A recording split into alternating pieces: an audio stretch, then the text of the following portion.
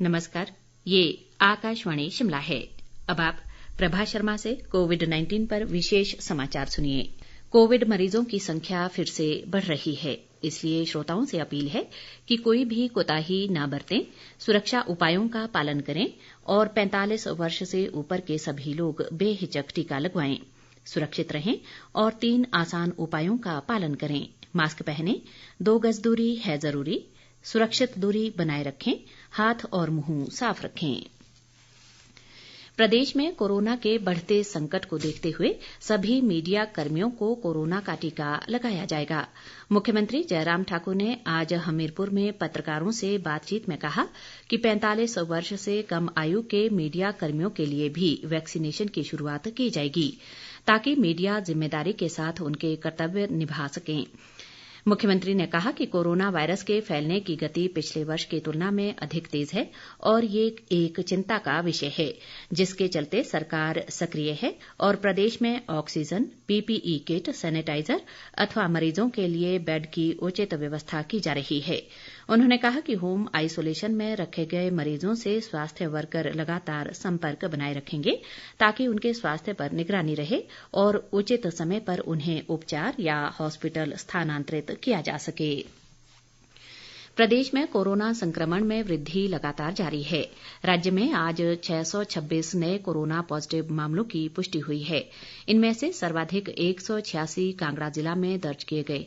इसके अलावा शिमला में 131, सिरमौर में 124, सोलन में 79, किन्नौर में 35, बिलासपुर में 31, कुल्लू में 24, चंबा में 14 और लाहौल स्पीति में 2 मामलों की पुष्टि हुई है।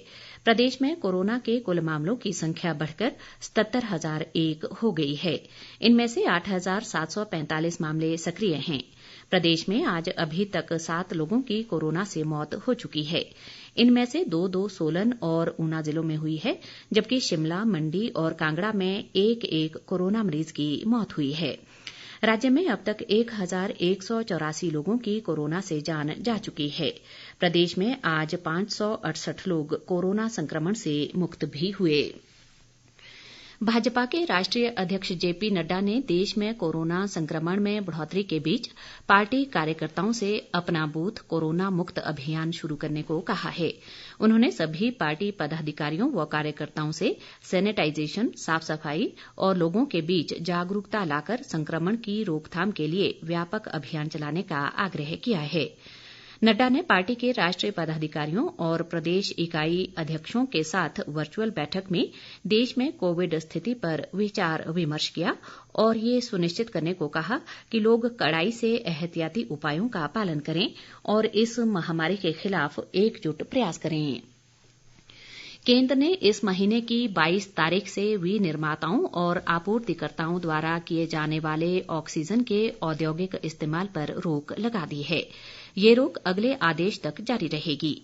केंद्रीय स्वास्थ्य मंत्रालय ने बताया कि उद्योग और आंतरिक व्यापार संवर्धन विभाग ने इस बारे में सभी हितधारकों से विचार विमर्श के बाद ये तय किया कि मेडिकल ऑक्सीजन की बढ़ती मांग पूरी करने के लिए ऑक्सीजन के औद्योगिक इस्तेमाल पर रोक लगाना जरूरी है।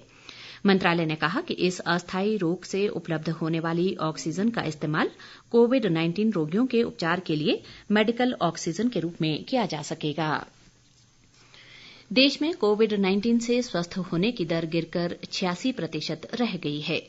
कोरोना संक्रमण से अब तक 1,29,53,821 लोग स्वस्थ हो चुके हैं।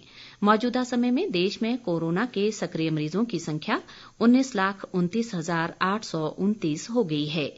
देश में कोरोना संक्रमितों की कुल संख्या 1,50,61,919 तक पहुंच गई है।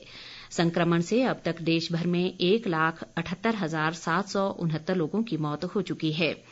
बीते 24 घंटों के दौरान देश में कोरोना के 2,73,810 नए मामलों की पुष्टि हुई है और 1,619 लोगों ने इस महामारी से अपनी जान गंवाई है। इसी के साथ ये समाचार बुलेटिन समाप्त हुआ। नमस्कार।